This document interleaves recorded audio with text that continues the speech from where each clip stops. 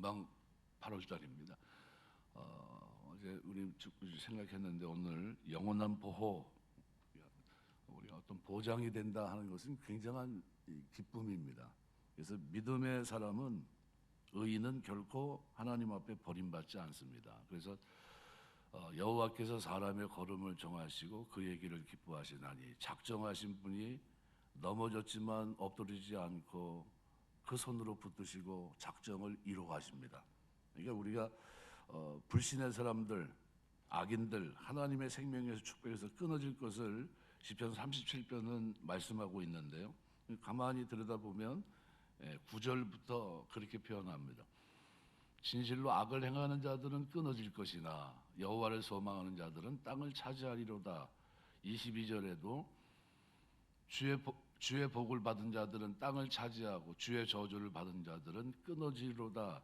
28절 말씀에서도 여호와께서 정의를 사랑하시고 그의 성도를 버리지 아니하심이로다. 그들은 영원히 보호를 받으나 악인의 자손은 끊어지리로다.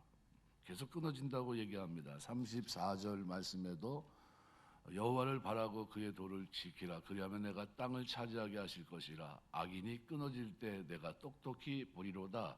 38절에도 범죄자들은 함께 멸망하리니 악인의 미래는 끊어질 것이나 그랬습니다.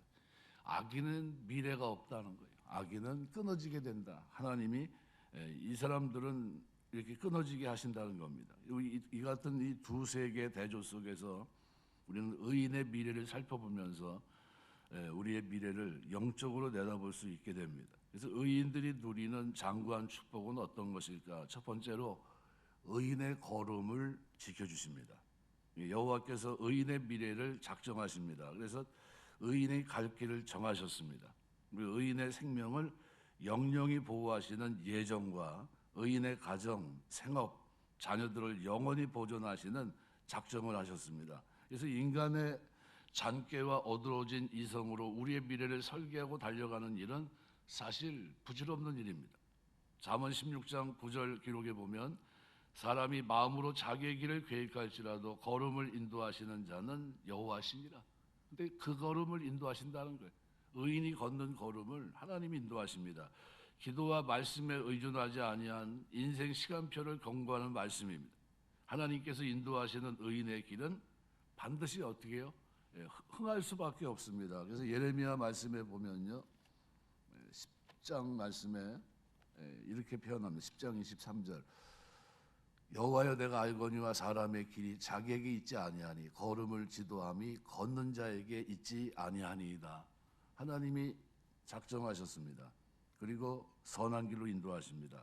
목자가 되셔서 우리의 미래를 걸음을 지켜주시는데 미래를 작정하시고 그리고 우리의 미래 속에 하나님께서 모든 것을 붙들고 계십니다. 그래서 24절을 보시면 그는 넘어지나 아주 엎드러지지 아니하면 여호와께서 그의 손으로 붙드심이로다. 하나님이 손으로 붙들어주고 계세요. 넘어졌다는 것은 내팽개치지 않는다는 거예요.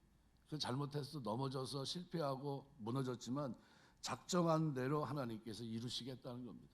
야곱의 인생을 가만히 생각해 보세요. 어떻게 보면 하나님의 뜻을 저버린 넘어진 것 같은 인생입니다. 그런데도 하나님 버리지 않고 꿈을 꾸게 하시고 그 하나님 없어 보이는 삶을 살아가는데도 함께 하십니다. 그리고 마침내 어떻게 해요? 하나님의 작정을 이루세요. 아브라함, 이삭, 야곱으로 지나가는 그 엄청난 그 믿음의 길을 걸어갈 수 있도록 그 미래를 붙들고 계십니다. 하나님이 오늘 저와 여러분의 미래를 붙들고 의의 길, 능력의 손으로 붙잡아 주셔서 넘어지지 않도록, 엎드러지지 않도록 은혜 주실 줄 믿습니다. 이번 한 달에 살아갈 때도 그 믿음을 가지고 우리가 사셔야 됩니다. 하나님은 의인을 축복의 손으로 붙잡아 주시고 도우십니다. 그래서 그가 받은 복을 약속하셨는데 구약에서는 땅을 상속하는 것을 보통 얘기를 합니다. 창세기서부터 여호수아까지 하나님께서 축복을 약속하실 때마다 땅을 주리라, 씨를 주리라 이렇게 말씀합니다. 근데 아브라함은 이 땅을 얻기 위해 갈 바를 알지 못하고 전진했습니다. 야곱은 베델의 한 모퉁이를 약속의 땅으로 받았지만 땅을 주리라는 약속은 계속됩니다. 출애굽한 히브리인들은 가나안을 그들의 그 땅으로 생각했지만 정작 그 땅에 들어간 후에는 그 땅은 상징이었고 영원한 땅 메시아의 나라를 바라보게 됐습니다.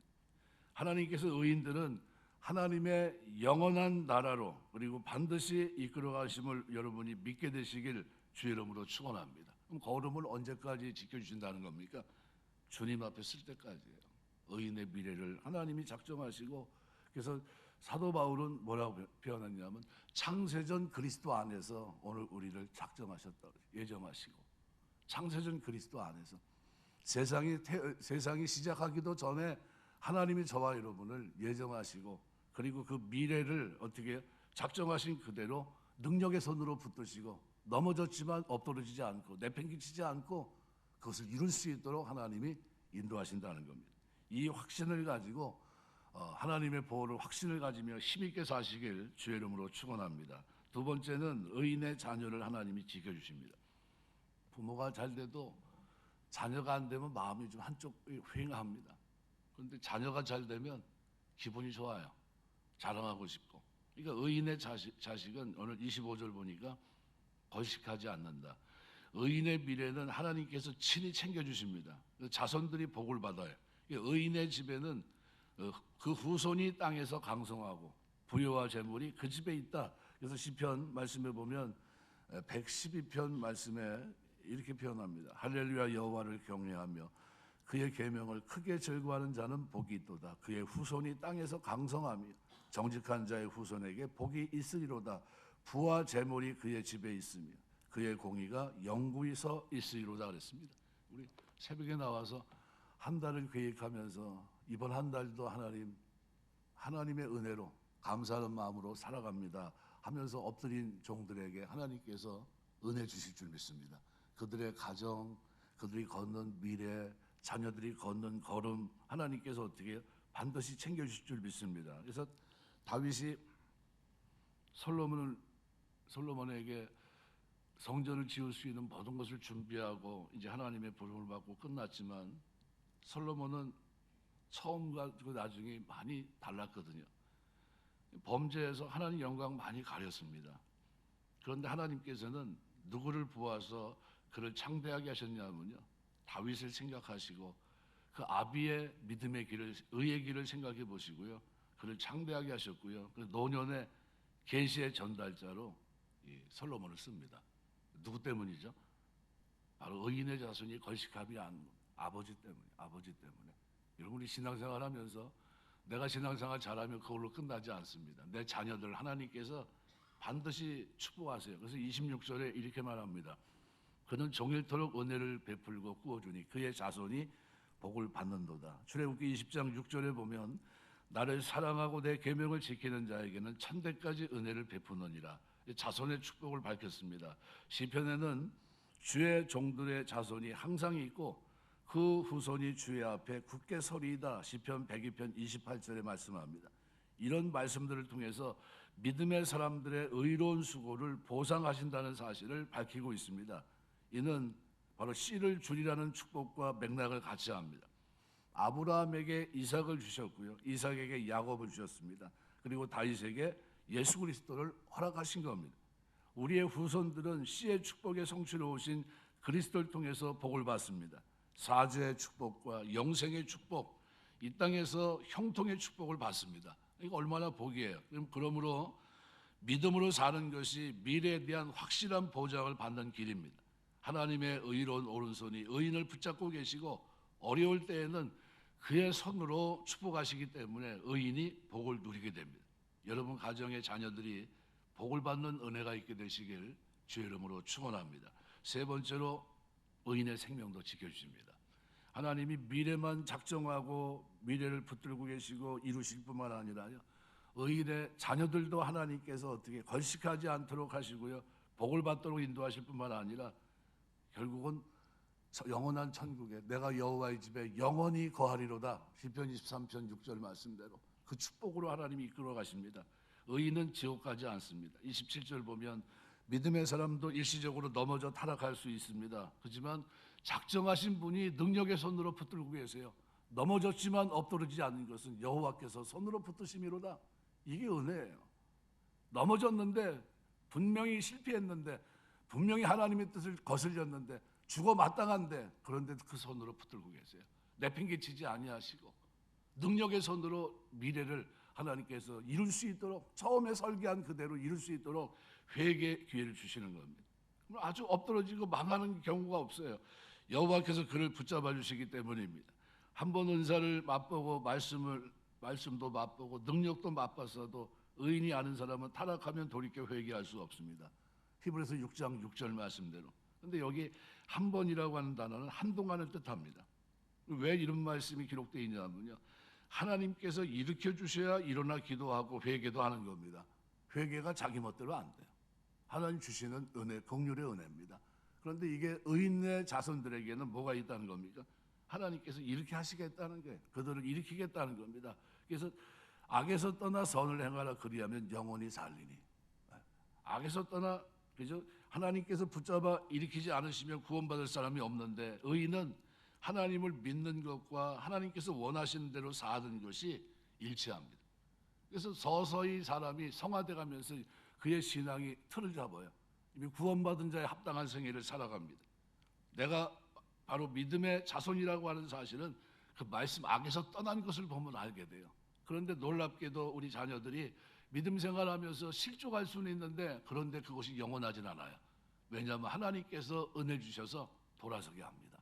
그리고 회개케 하시고 돌아오게 하시고, 그리고 의의 길, 생명의 길을 걷게 하시는 겁니다. 그래서 27절 말씀대로 악에서 떠나 선을 행하라, 그리하면 영원히 살리니. 여러분 가정의 자녀들이 이와 같이 지옥 가지 않는 이런 축복이 여러분이 있게 되시길 주의 이름으로 축원합니다. 내가 결코 너를 알지 못하니라, 선자도로 탄다 할지라도 바로 살지 못하면 그랬는데, 의인은 변함없이 계속해서 믿는 겁니다. 그래서 에베소 6장 마지막 절 보면 우리 주 예수 그리스도를 변함없이 사랑하는 자에게, 그죠? 변함없이 사랑하는, 변함이 없어야 됩니다. 우리 자녀들이 믿음 생활하면서 변함없이 하나님을 사랑하는 자들 되시길 주의 이름으로 축원합니다. 마지막으로 오늘 28절은 영원한 보호를 얘기합니다. 여호와께서 정의를 사랑하시고 그 성도를 버리지 아니하심이로다. 그들은 영원히 보호를 받으나 그랬습니다. 영영히 보호하십니다. 그래서 빌립보서 1장 6절에서 이렇게 말합니다. 너희 속에 착한 일을 시작하신 이가 그리스도 예수의 날까지 이루실 줄을 우리가 확신하노라 그랬습니다.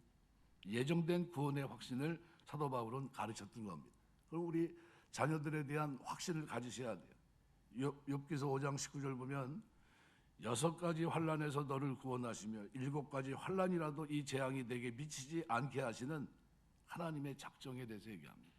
우리가 신앙생활하면서 우리 자녀들이 걷는 걸음 속에 반드시 천국 가게 그 확신을 가지고 사셔야 됩니다. 나중에 둘러선 가운데 천국 갈 수 있도록 기도하시고요. 자녀들이 둘러설 때 내가 너를 천국에서 꼭 만날 거다, 이 확신을 가지고 말할 수 있어야 됩니다. 그래야 우리 자녀들이 우리 부모님 가신 그곳에 나도 가야 되겠다는 믿음을 갖죠. 요즘 자녀들이 신앙 안에 있지 못해서 천국을 확신하지 못하고 사는 자녀들이 참 많은데, 의인의 자식은 천국을 확신합니다. 내가 갈 곳이 그곳이고 그곳에서 우리의 선조들이 다 거기 있을 것이고 내가 우리 부모님을 거기서 뵐 거다라는 거죠. 이 구원과 축복은 하나님 미리 정하신 은혜에 근거합니다. 그래서 예수님께서도 내가 너희 의인에게 영생을 주노니 영원히 멸망치 아니할 터이요 또 저희를 내 손에서 빼앗을 자가 없느니라. 요한복음 10장 28절 말씀합니다. 성도의 견인을 약속하셨어요.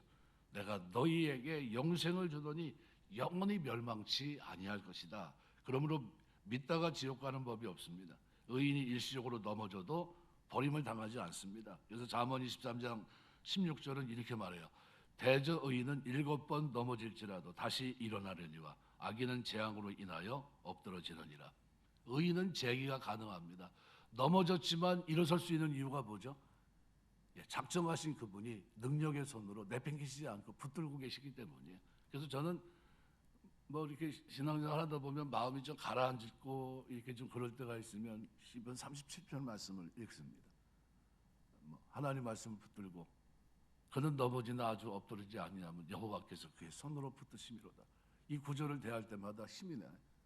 하나님이 나를 붙들고 계시는데 그 능력이 작정하신 그분이 내 미래를 설계하시고 그것을 이루시기까지 내가 넘어졌지만 부족한데도 불구하고 나를 일으켜 세우시고 나를 넘어지지 않고 해피엔딩 할 수 있도록 끝까지 함께 하시는데 이런 마음을 이렇게 보게 되면 다시 힘을 얻습니다.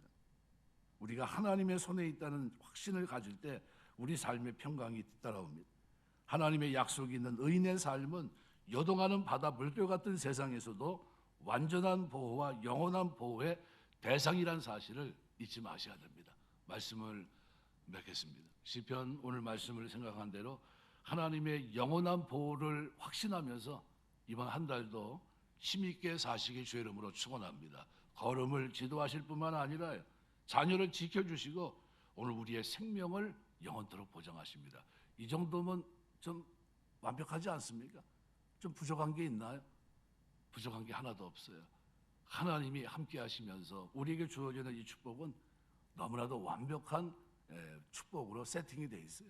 이 축복이 이번 한 달 살아가는 동안 여러분의 삶 속에 지키시고 붙드시고 그리고 함께 하시는 그런 은혜 가운데 주 앞에 서는 그날까지 후회 없는 믿음의 걸음이 되시길 주의 이름으로 축원합니다. 기도하겠습니다. 주님